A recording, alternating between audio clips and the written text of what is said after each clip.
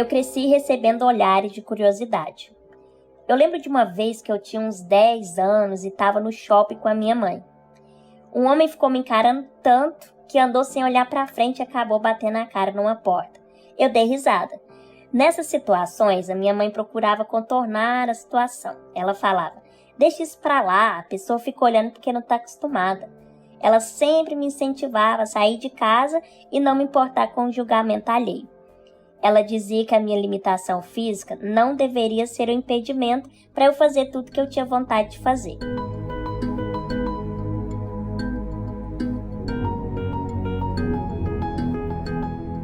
Psicóloga e humorista, Lohane Silva, mais conhecida como Pequena Lô, a menina de Araxá, aos 25 anos, é um fenômeno da internet com mais de 8 milhões de seguidores nas redes sociais. Mas é no dia a dia que a Pequena Lô mostra toda a sua irreverência e alegria de viver. Lô nasceu com os membros curtos, por causa de uma doença rara, mas com o apoio dos pais, entendeu que isso não era impeditivo para levar uma vida normal. Conheça a história bem-humorada e cheia de lições de vida da Pequena Lô. Ouça, no final do episódio, as reflexões do rabino Michel Schlesinger para te ajudar a se conectar com a história e com você mesmo. Eu sou Geise Diniz e esse é o podcast Plenai. Ouça e reconecte-se.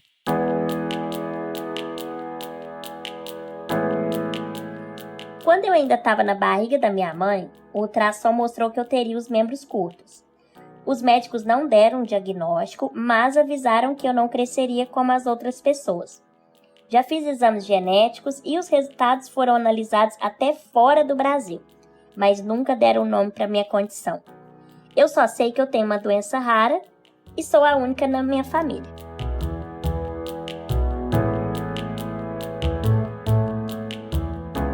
A minha infância em Araxá, Minas Gerais, foi marcada por fisioterapia, exames, terapia ocupacional. A primeira operação foi aos 7 anos. Eu me recordo da tensão do centro cirúrgico, de passar mal por causa da anestesia geral, do incômodo do pós-operatório. A cirurgia que eu mais me lembro foi a última, aos 11 anos, para colocar um pino no quadril e, na sequência, outro no joelho. Eu passei 75 dias deitada numa maca, engessada do peito para baixo.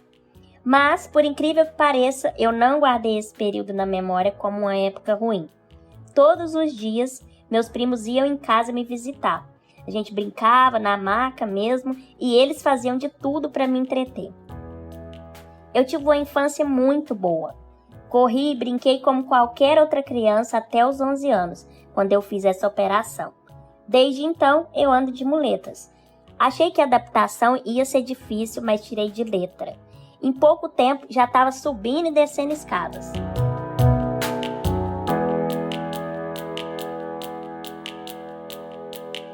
Meus pais nunca me trataram como coitadinha e a minha condição física não me impediu de levar uma vida normal. Sou muito comunicativa e faço amizade fácil. Eu tinha muitos amigos na escola e eles me aceitaram como eu era. Sempre fui a palhaça da turma. Uma vez eu tinha uns 15 anos e estava numa roda com amigos.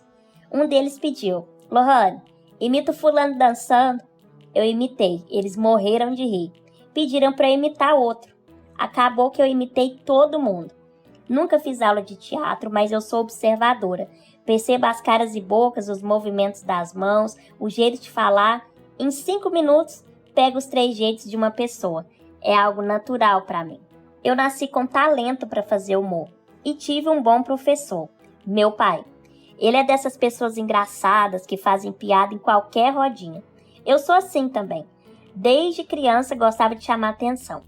Tem vídeo meu fazendo palhaçada nas minhas festas de aniversário e o pessoal rindo.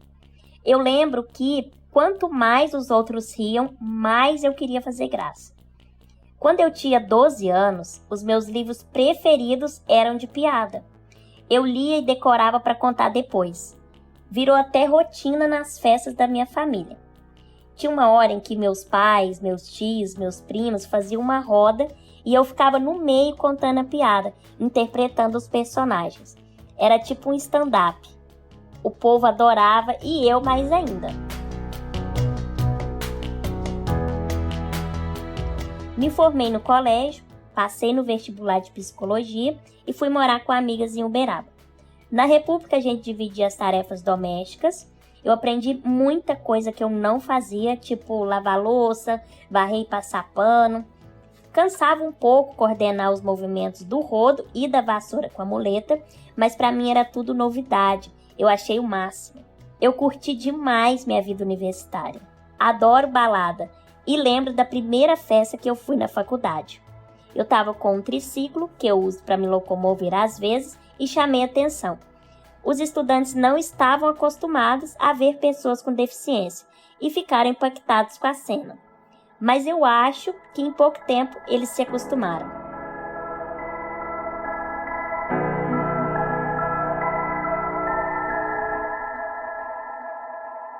Desde que eu comecei a andar de muleta e cadeira de rodas, eu recebo muitos olhares.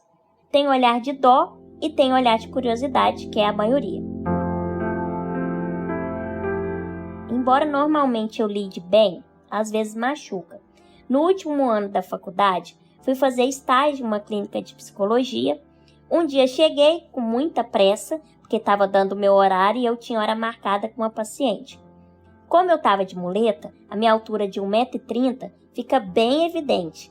Aí eu tô chegando de jaleco, uma senhora vem na minha direção e fala, com voz de bebê: "Tá procurando a mamãe?" Aí eu olhei para o lado, para trás e pensei, essa mulher tá falando comigo? Não é possível. Eu respondi, "Desculpa, mas a senhora tá enganada?" Aí ela falou assim, "Nossa, tão fofinha, que bonitinha." Eu agradeci e disse, "Acho que a senhora tá confundindo, porque eu sou psicóloga, eu vim atender minha paciente." Ela ficou muito sem graça na hora e falou, "Nossa, menina, eu tô muito atrasada," e saiu correndo. Não é raro que, pela minha condição física, algumas pessoas me tratem como se eu não fosse tão capaz em alguma coisa, falando no diminutivo ou, nesse caso, como se eu fosse uma criancinha. Eu sei que a mulher não fez por maldade, ela realmente se confundiu. Esse tipo de situação eu levo para o humor e dou risada, mas tem episódios de preconceito escancarado. Teve um que marcou e é uma situação comum para as pessoas com deficiência. Há uns anos eu fui com a minha mãe a uma loja de roupas em Uberaba, onde a gente morava. Quando a vendedora chegou para atender, ela só olhou para minha mãe e perguntou, "Posso te ajudar?" E eu estava do lado. A minha mãe respondeu, "Pode sim, mas quem vai comprar é ela, então você pode perguntar para ela que ela vai saber te informar direitinho o que ela quer." A moça ficou muito sem graça durante toda a venda. Eu fiquei nervosa na hora, me senti inferiorizada, mas não falei nada. Depois eu refleti que talvez ela não tenha recebido um treinamento adequado. Teve outra vez que eu estava saindo de uma balada com os meus amigos na época da faculdade. Era madrugada, estava caindo uma tempestade fortíssima. Um amigo conseguiu um táxi, mas quando o taxista viu meu triciclo, recusou a corrida. A minha moto desmonta facilmente, ela é feita para caber no carro. O cara negou por preconceito mesmo. Nesse dia eu fiquei muito chateada.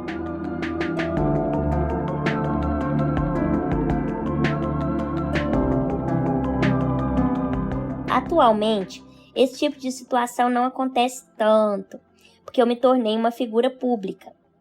Por incentivo de um primo publicitário, criei um canal no YouTube para compartilhar as piadas e as imitações que eu fazia. Eu gravava com uma câmera que eu tinha em casa e ele editava. A coisa começou a crescer no fim de 2018 e explodiu com um vídeo que viralizou em 2020. Eu precisei ficar famosa para ganhar respeito. Isso me incomoda, porque todo mundo merece um bom tratamento. No meu trabalho na internet, eu quero, além de levar humor, combater o capacitismo, que é o preconceito de considerar uma pessoa com deficiência incapaz ou inferior. Eu encontrei uma maneira de transmitir uma mensagem de representatividade sem um tom professoral, sem dizer o preconceito é isso ou aquilo. O meu jeito de falar sobre esse assunto é mostrar com humor episódios cotidianos que acontecem com qualquer pessoa, independente da condição física. O preconceito sempre existiu e sempre vai existir. Mas nesses meus anos na internet, eu já notei uma mudança enorme na postura dos meus seguidores. No começo, eu era conhecida como aquela que anda de muleta. Hoje, me conhecem pelo meu humor, não pela minha condição física. Eu sinto que eu tenho uma influência grande na vida de muita gente. Esses dias, recebi uma mensagem da mãe de um cadeirante de 9 anos. Ela diz que, quando ele me assiste, vê que vai poder fazer o que quiser quando ficar mais velho. Eu acredito que o meu conteúdo ajuda os deficientes, ajuda os pais deles, que ficam meio perdidos, e ajuda gente que não tem nenhuma deficiência a entender que todos nós somos diferentes uns dos outros. Muitas pessoas me perguntam se eu usei humor para superar minha deficiência. Eu respondo que não. Eu nasci com uma condição física e ao mesmo tempo nasci com talento para humor. Eu desenvolvi esse dom desde criança e por isso ele ficou tão forte em mim. Mas eu não usei esse talento para superar nada. A minha doença rara faz parte de mim e nunca vai mudar. Eu aprendi a lidar com ela. É claro que o humor ajuda a encarar as adversidades com mais leveza. Só que isso vale para qualquer pessoa. A vida de todo mundo é marcada por uma sucessão de problemas. Acaba um, começa outro. Rir e fazer uma pessoa sorrir é um remédio contra todos os males e uma terapia para ser mais feliz.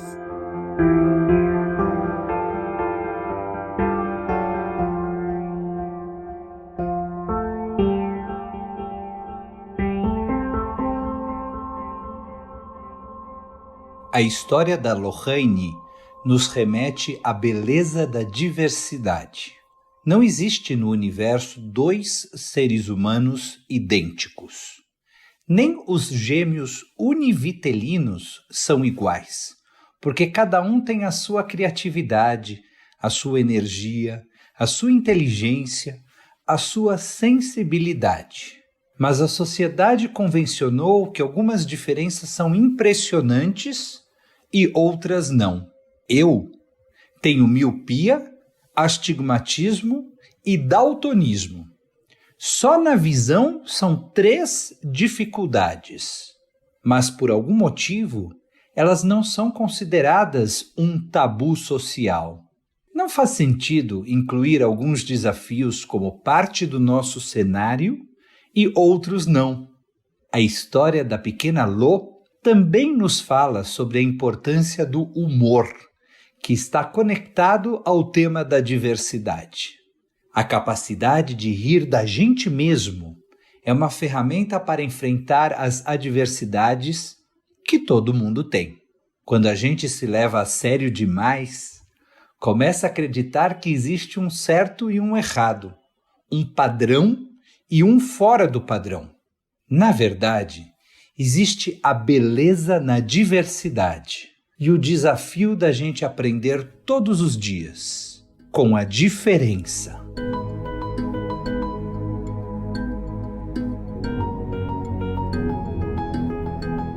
Nossas histórias não acabam por aqui.